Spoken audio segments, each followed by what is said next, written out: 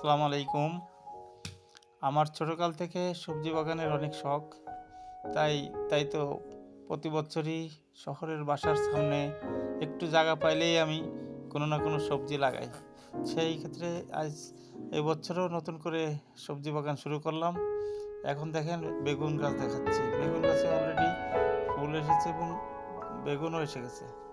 আর তারপরে প্রতিটা গাছেই বেগুনের ফুল এসেছে। এই একটা বেগুন আপনাদের দেখালাম। আর এখানে দেখাচ্ছে ছোট ছোট ধনেপাতা। তারপরে দেখাচ্ছে টমেটো গাছ। টমেটো গাছেও ফল এসেছে, অনেকগুলো ফল এসেছে। টমেটো হয়ে প্রতিটা গাছেই টমেটোর ফল এসেছে। তারপরে দেখাবো এখানে আছে আপনার কী যেন ওই যে পালং শাক। পালং শাক, ধনেপাতা এগুলো ছোট ছোট আছে, এখনো বড় হয়নি। তারপরে আবার দেখাবো বেগুন গাছের ছোট ছোট বেগুন গাছের টবে দিয়েছি। ও বেগুন গাছের সাথে আবার কিছু ধনেপাতা দিয়েছি। এখানে দিচ্ছি ঢেঁড়স গাছ। ঢেঁড়স গাছও হচ্ছে, ঢেঁড়স গাছও বড় হচ্ছে আর কি, ছোট। তারপরে আছে লাউ গাছ। লাউ গাছ আছে আমার বাগানে, আরও আছে। এই যে লাউ গাছ, এই যে একটা আছে পেঁপের চারাও দিছি। পেঁপের চারা আছে, মরিচ গাছ আছে।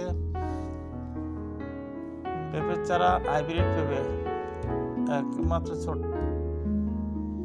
এটার মরিচ গাছেও ফুল আসছে। মরিচ গাছের পাশাপাশি বেগুন গাছও আরও আছে, অনেকগুলো বেগুন গাছ লাগাইছি।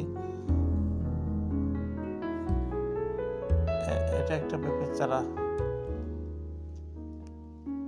এই যে একটা বটবড়ি সিম অলরেডি খাচ্ছি আমরা। অনেকগুলো বটবড়ি সিম খাওয়া হয়ে গেছে, আরও গাছে জ্বলতেছে।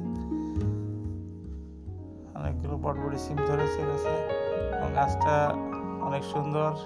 অল্প দিনেই বটবড়ি সিম হয়েছে এবং অনেকগুলো আমরা খাইছি। আরও গাছে অনেকগুলো বটবড়ি সিম আছে। বাসার প্রতিটা ফ্যামিলিকেই আমরা বটবড়ি সিম দিচ্ছি। এবং আমাদের আরও আছে লাউ গাছেও এই যে লাউ গাছের চারা আবারও দিছি অনেকগুলো, চারিপাশ দিয়ে লাউ গাছের অনেক চারা দেওয়া হয়েছে।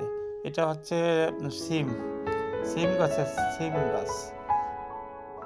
ওকে বন্ধুরা, আজকে এই পর্যন্ত দেখালাম।